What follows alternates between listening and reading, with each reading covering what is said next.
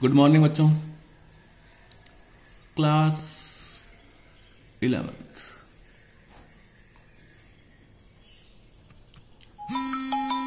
Physics क्या शुरू करेंगे हम? फिजिक्स शुरू करेंगे, ठीक है। तो बच्चों आपने ली है science site, SCIENCE science stream. आज इंट्रोडक्शन करते हैं हम साइंस की, उसके बाद आगे स्टार्ट करेंगे। आपने ली है साइंस स्ट्रीम, क्या ली है? साइंस। तो सबसे पहले हमें यह पता चलना है कि व्हाट इज साइंस। साइंस है क्या?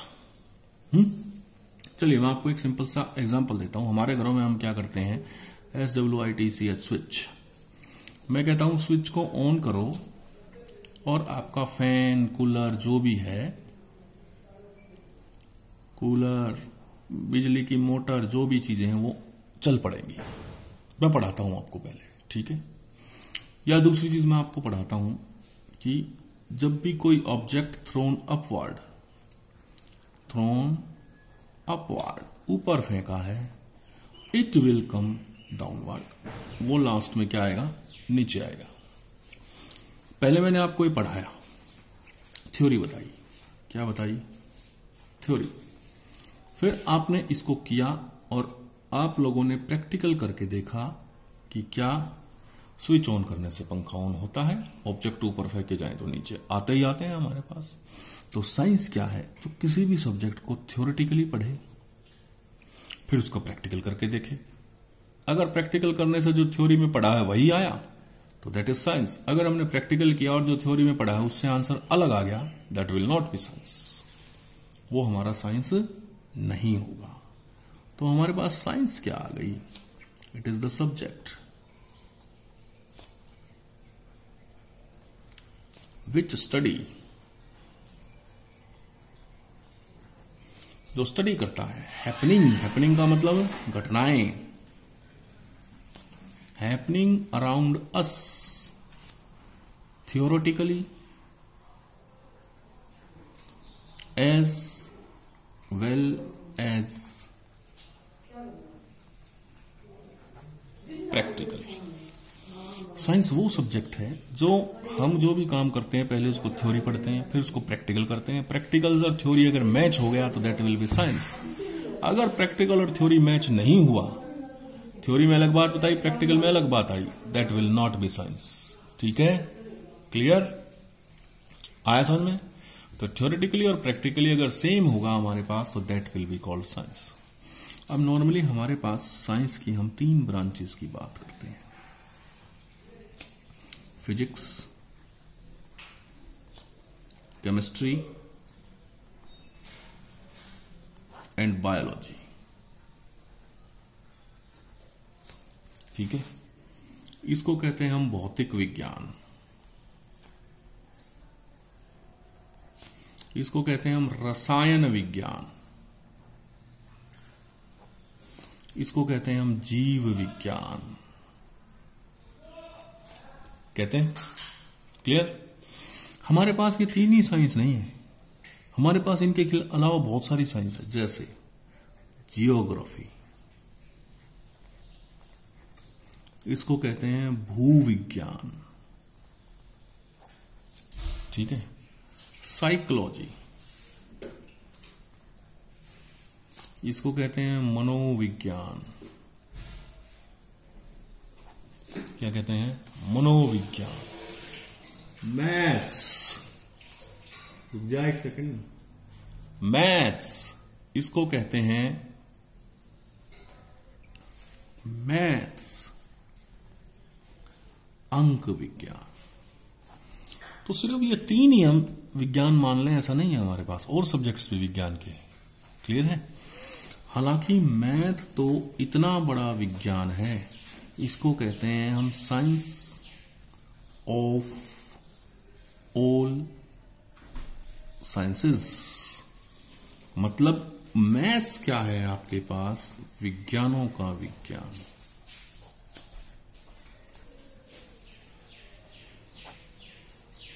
मैथ्स क्या है आपके पास? विज्ञानों का विज्ञान। दुनिया में कोई भी सब्जेक्ट मैथ्स के बिना नहीं है, without maths no subject. Maths के बिना कोई भी सब्जेक्ट नहीं है। क्लियर? आप पूछेंगे कैसे नहीं है मैथ्स के बिना कोई भी सब्जेक्ट, क्या खास बात है ऐसी मैथ में? आपको पता फिजिक्स केमिस्ट्री में तो सब चीजों में हमारे पास न्यूमेरिकल्स में मैथ यूज होता है। आपको भी हिंदी इंग्लिश में कहाँ मैथ है? इंग्लिश में भी मैथ है। आप कमाल की बात देखेंगे, इंग्लिश में वॉवल्स होते हैं। कितने होते हैं? 5 किसने दिया? मैथ्स ने। अल्फाबेट्स होते हैं 26 किसने दिया? मैथ्स ने। और तो और हमारे पोइट्स भी मैथ का यूज करते हैं। पोइट्स, कवि, ये भी मैथ का यूज करते हैं। पोएम्स होती हैं सोनेट पोएम्स। क्या होती हैं? Sonnet poems. इनमें होता है 7 लाइन स्टेंजा, 7 लाइन का एक पैराग्राफ। वो भी क्या है? मैथ्स। क्लियर? यानी मैथ तो भैया साइंस ऑफ ऑल साइंसेस है। Math is science of all sciences. फिर हम क्या कहते हैं कि फिजिक्स इतनी इंपॉर्टेंट क्यों है इस साइंस में? Physics most important thing is physics because maths का सबसे ज्यादा एप्लीकेशन करके जो ह्यूमन के लिए मोस्ट इंपॉर्टेंट चीजें बनाई है वो फिजिक्स ने बनाई है। फिर से सुनिए, मैथ्स का यूज करके ह्यूमन बीइंग के लिए जो मोस्ट इंपॉर्टेंट थिंग्स बनाई हैं सब फिजिक्स ने बनाई है। That's why physics is important. तो अब हमारे पास क्वेश्चन आता है, व्हाट इज फिजिक्स? फिजिक्स क्या है? इसका एक एग्जांपल लेते हैं। पहले हम सबसे पहले क्या एग्जांपल लेते हैं इसका? हम कि हमने कहा थिंग्स फॉल डाउन, चीजें नीचे की तरफ गिरती हैं, है ना? कौन सा फोर्स? ग्रेविटेशनल, गुरुत्वाकर्षण फोर्स। ठीक है। वाटर ड्रॉप स्फेरिकल, मतलब क्या है? जब पानी की बारिश होती है ना, तो पानी की बूंदें गोल होती हैं, त्रिकोणी नहीं होती, चतुर्भुज नहीं होता, या ट्रायंगल शेप नहीं होती, या हेक्सागन नहीं होती ना, नियरली गोल होती हैं, spherical. Reason? Surface tension. Reason क्या है? Surface tension. पढ़ेंगे आप इन चीजों को आगे, ऐसी कोई बात नहीं है। ठीक है। फिर आपके पास एक सामान्य सी चीजें आती हैं कि when go up we bend forward, जब ऊंचाई पे चढ़ते हैं तो हम आगे की तरफ झुकते हैं। रीजन? इनर्शिया।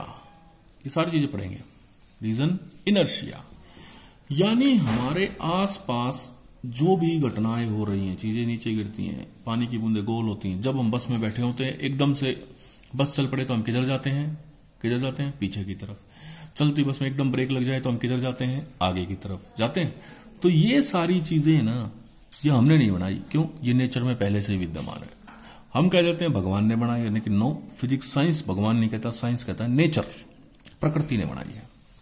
लेकिन ये चीजें नीचे गिर गई, पानी की वस्तु गोल होगी, पानी बूंदे गोल होगी, ये नेचर ने बनाई है। लेकिन ये ऐसे ही नहीं बनी, ये किसी ना किसी रूल पे काम कर रही है, किसी ना किसी सिद्धांत पे काम कर रही है। जिस सिद्धांत पे ये काम करती हैं, उस सिद्धांत को हम कहते हैं नेचुरल फिनोमिनन, प्राकृतिक सिद्धांत। तो हमारी फिजिक्स क्या पढ़ती है? Our loving physics. लविंग मतलब लविंग लिखो, प्यारी प्यारी physics. Our loving physics study the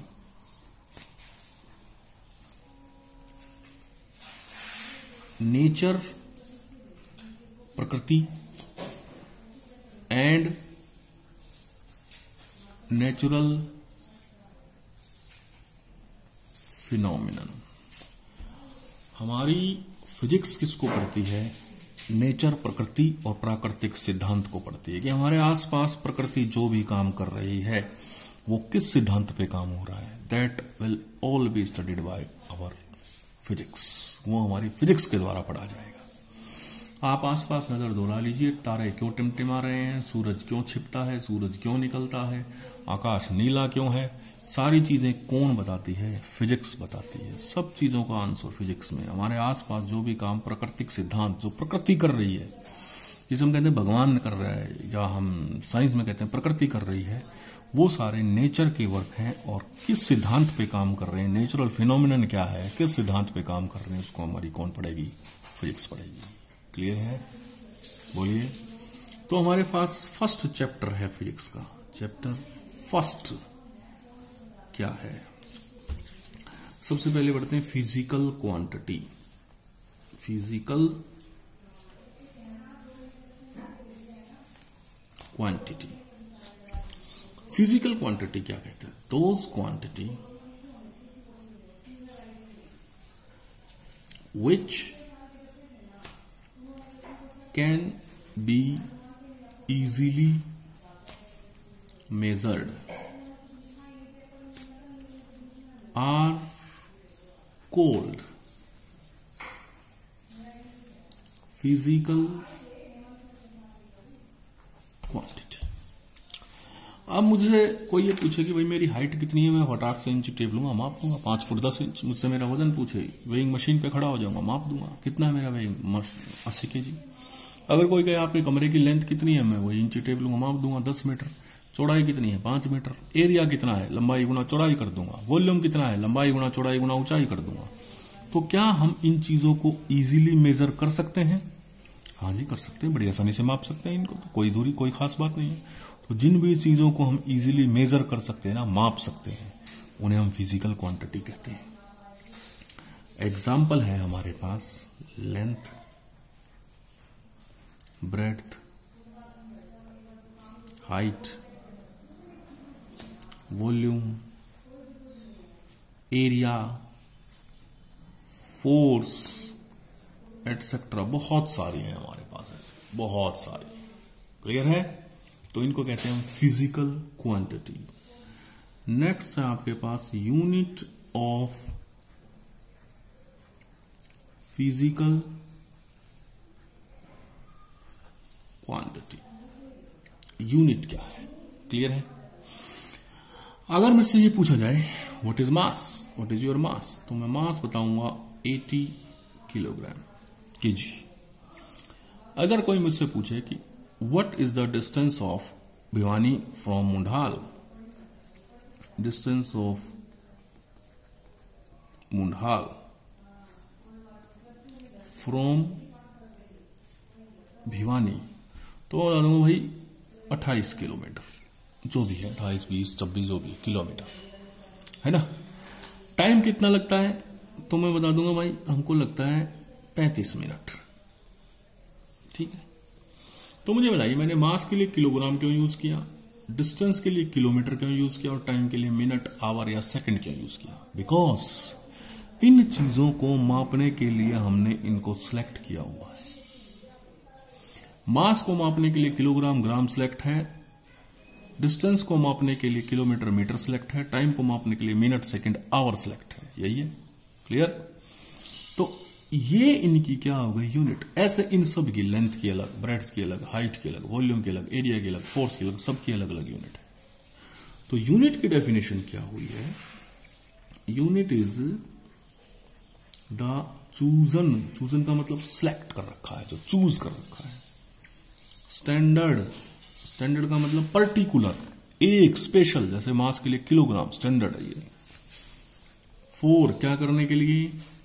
for measuring a physical quantity is called unit of that quantity. उसे हम क्या कहते हैं? यूनिट कहते हैं उस दैट क्वांटिटी की। क्लियर हुआ? आया समझ में? अब हम करेंगे कुछ इंपॉर्टेंट यूनिट्स। क्या करेंगे? सम इंपॉर्टेंट यूनिट्स आज के लिए। ठीक है?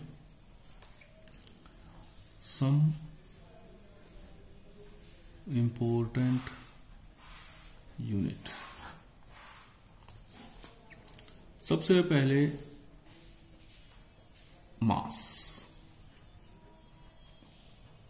मास की यूनिट है आपके पास किलोग्राम, डिनोट करते हैं केजी से। लेंथ यूनिट है आपके पास मीटर, डिनोट करेंगे एम से।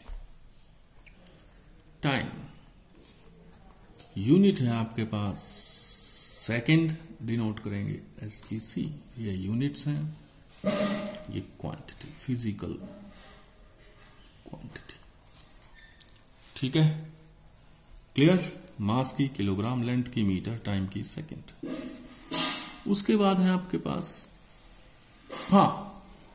लेंथ की मीटर, ब्रेड्थ की मीटर, रेडियस की मीटर, डायामीटर की मीटर, डिस्टेंस की मीटर, डिस्प्लेसमेंट की मीटर, हाइट की metre. Clear? Length, radius, breadth, height, distance, displacement, सब की क्या यूनिट है? मीटर। अब आता है आपके पास एरिया।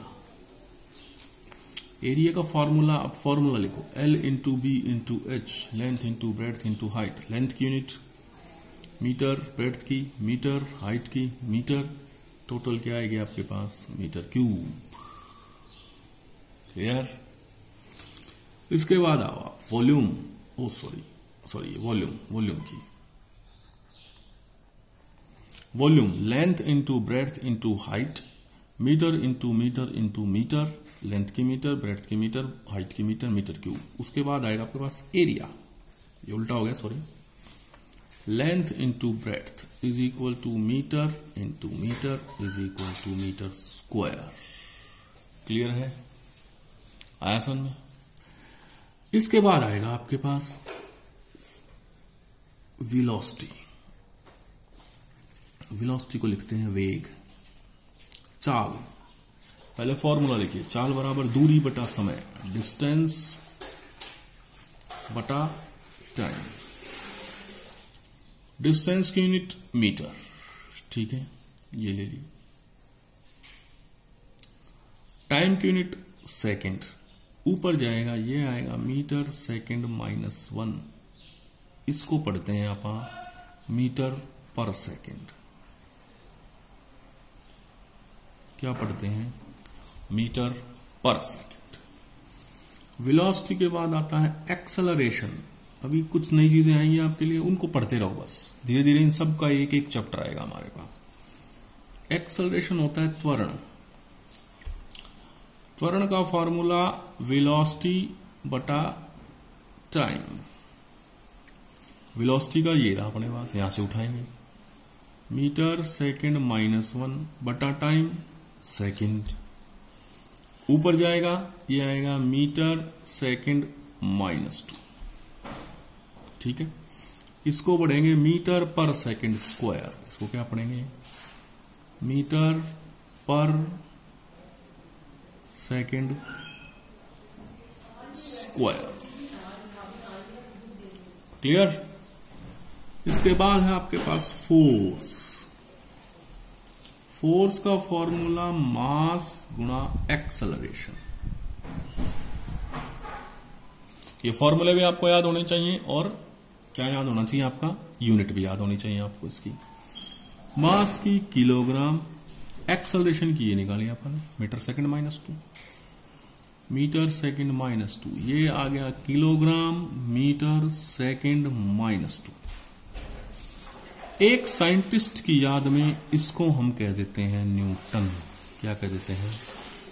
न्यूटन। तो फोर्स की यूनिट आपको ये भी पता होनी चाहिए, ये भी पता होनी चाहिए, दोनों, ठीक है। वर्क, कार्य, वर्क का फॉर्मूला फोर्स इंटू डिस्प्लेसमेंट या डिस्टेंस कह दीजिए एक बार अभी, ठीक है। फोर्स की न्यूटन, डिस्टेंस की मीटर, ये आ गई न्यूटन मीटर। एक साइंटिस्ट की याद में इसको कह दिया हमने जूल। क्या कहा? जूल। क्लियर? प्रेशर, ठीक है। प्रेशर होता है फोर्स बटा एरिया, फोर्स बटा एरिया। तो प्रेशर की यूनिट फोर्स की यूनिट न्यूटन, एरिया की मीटर स्क्वायर निकाल देंगे, मीटर स्क्वायर, ठीक है। तो ये आ गई न्यूटन का n, ऊपर जाएगा मीटर -2। एक साइंटिस्ट की याद में इसको हमने कहा पास्कल, क्या कहा, पास्कल, जूल, न्यूटन, ऐसे इन साइंटिस्ट के याद में या उनके रेस्पेक्ट में हम नाम रख रहे हैं इनका, ठीक है। फोर्स, वर्क, प्रेशर, क्लियर है। आगे चलें, बोलिए। पावर, पावर का फॉर्मूला वर्क बटा टाइम। वर्क की यूनिट ये रही जूल, जूल। टाइम की सेकंड, ये आएगा जूल सेकंड -1। एक साइंटिस्ट की याद में इसको कह दिया वाट, क्या कहा, वाट। क्लियर। आज के लिए इतना ही करते हैं, इंट्रोडक्शन है, थोड़ी सी स्टार्ट किया हमने, अब डेली आप धीरे धीरे करते रहेंगे।